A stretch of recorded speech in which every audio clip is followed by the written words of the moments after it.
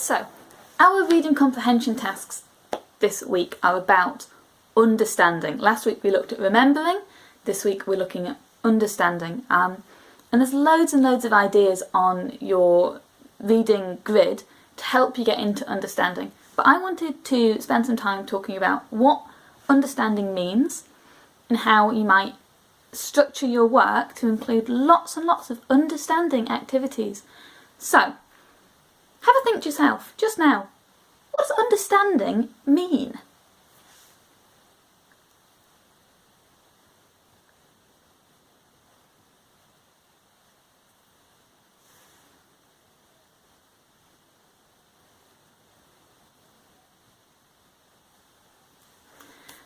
Oh, I missed my lollipop sticks, I missed my class, goodness me. What do you think?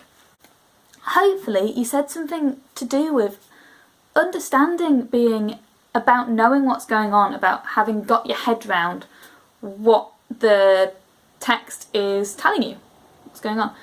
So your first job, your first understanding job, is either jot down 3 or 4 bullet points about what happened in the poem, in the Little Red Riding Hood and the Wolf poem.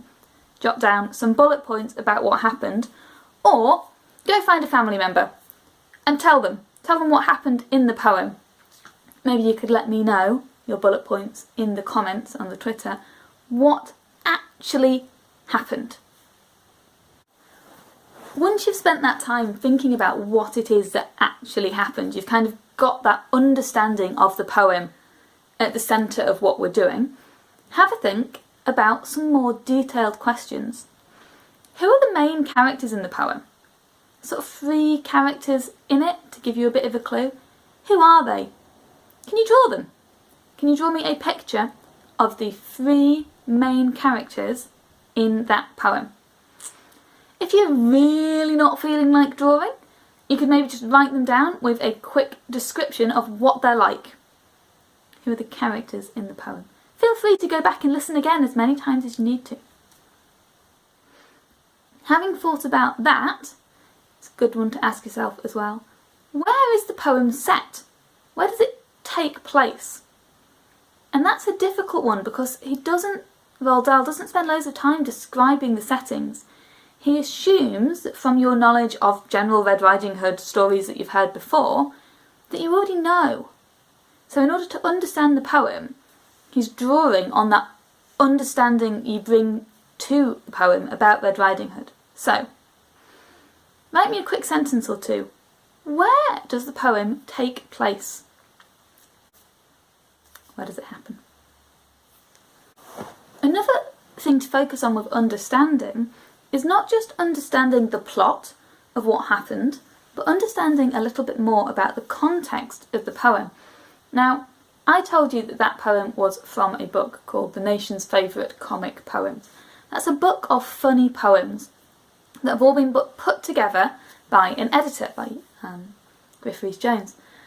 Why do you think that editor chose to include that poem in a book of funny poems? What made it funny? Or what made it supposed to be funny, even if you personally didn't find it funny? How was it different to a completely serious telling of that Little Red Riding Hood story?